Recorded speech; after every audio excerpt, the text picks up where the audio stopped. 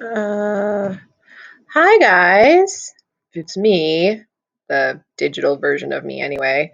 And I just wanted to very quickly walk you through at least part one of your unit assessment. Um, so this is an opportunity for you to get a little bit creative and do a little bit of independent research on a topic or subject that you might be interested in as it relates to marginalized groups in the American society. So let me just kind of walk you through what the expectation is, and then hopefully this will all make sense. So for the assignment itself, I wonder if I can. I can't. So just kind of follow my cursor. It's over here. See, all over the place. Okay, so for this assignment, you're going to be researching an issue facing a marginalized group of American society. So the first thing that you have to decide is what group you want to focus on.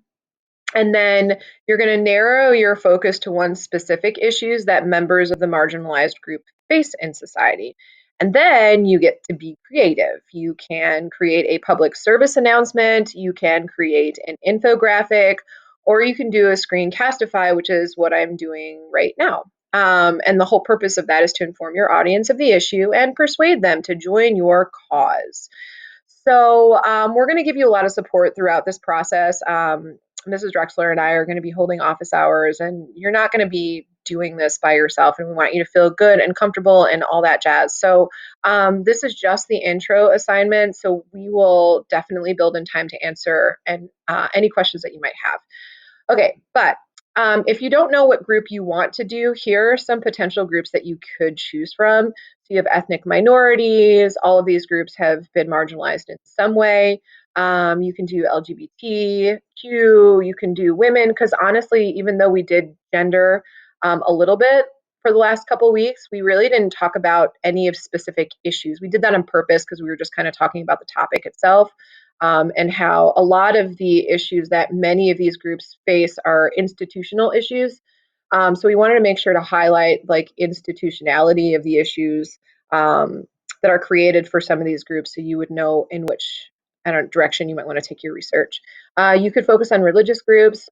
Jewish or Muslim would be probably the two that we would suggest, one or the other, I should say. People with disabilities, veterans, the way we treat our veterans, elderly, or people living in poverty. Now, all of these topics here are fine. You don't need to get approval if you're planning on doing any of these topics. But if you have another idea, you got to run it by Mrs. Drexler or myself, because we want to know what you're doing before you get too far into it. Okay, now here's the assignment, and this is why I'm doing this screencastify, because I want to make sure that you understand. So that's the assignment, but we want to at least introduce you to what a PSA is and what an infographic might look like. So these are all about like 30 seconds to a minute, each one of these.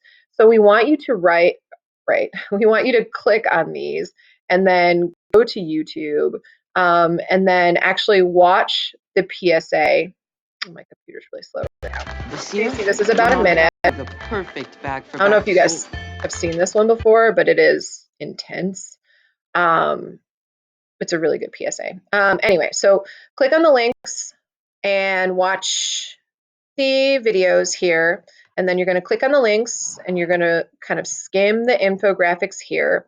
And then for this first part, you are just going to fill in the blue boxes. And what you're going to do in these blue boxes is just put what you noticed. So we have some examples right here. So these are some examples of what we kind of noticed as we were watching the PSAs. So add a few additional examples down here in this area. And then, because we helped you here, the expectation is that you do this box by yourself. So what do you notice about the infographics? Okay, don't worry about the pink boxes over here. We'll get to those. Okay, so that shouldn't take you very much time. I know that there's 7 here, about 7, maybe 10 minutes, depending. And then these are, again, what do you notice? Now, part 2 of this assignment that you're working on today is to now look at what are the elements of a PSA? What are the elements of an infographic? And if you do a screencastify, because it's pretty straightforward, you're going to probably have elements of both of these, which is why we don't have like a separate category for screencastify. So read through this box and read through this box. And then go back up to the mentor text, the PSA mentor text, and also the infographic mentor text. I don't know what that word was that I just said. And now that you know what a good PSA is supposed to have in terms of elements and a good infographic is supposed to have in terms of elements, we want you to revisit two. So 2 videos and 2 infographics, and we want you to fill in the red box. So once you read that, now what do you see? So where do you see elements of a PSA in these 2 videos? So is there evidence that it maintains an appropriate tone? What does that mean to you? Is there repetition? Are there facts or images that are used? Is there some sort of call to action? If there is, what is it?